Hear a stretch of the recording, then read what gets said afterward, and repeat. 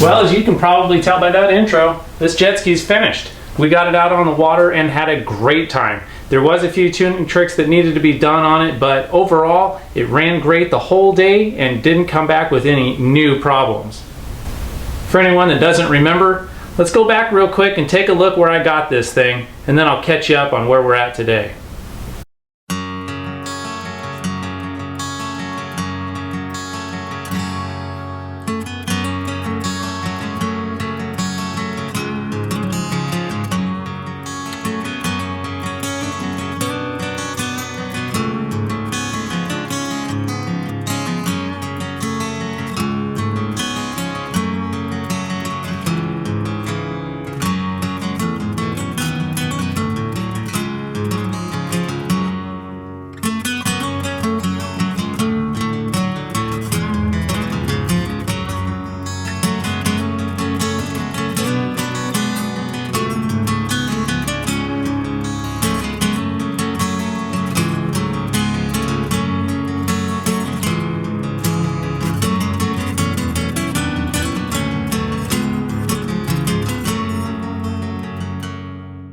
When we pulled this ski out, it had been sitting for at least a decade before running.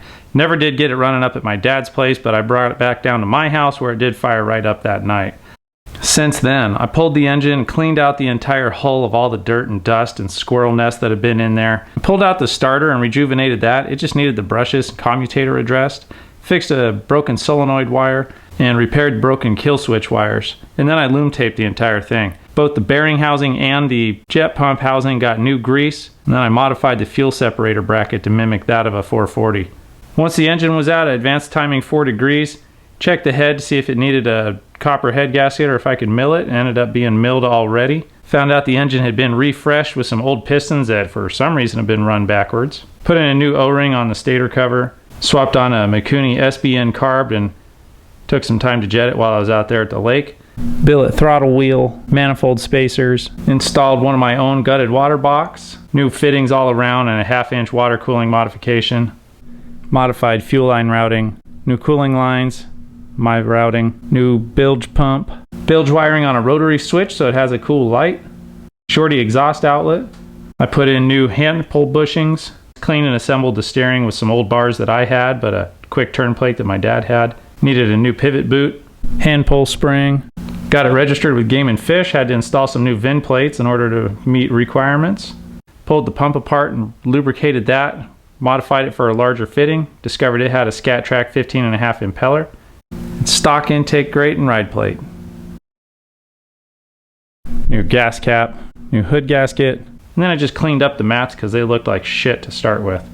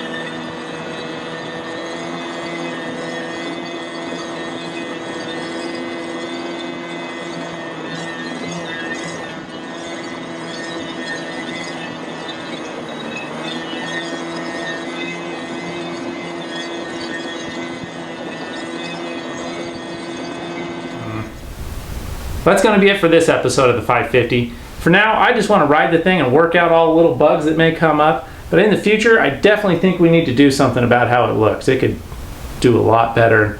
Maybe a little bit more power. Who knows what the future holds. So come on back to see more of that. I'll see everybody later. Thanks for watching.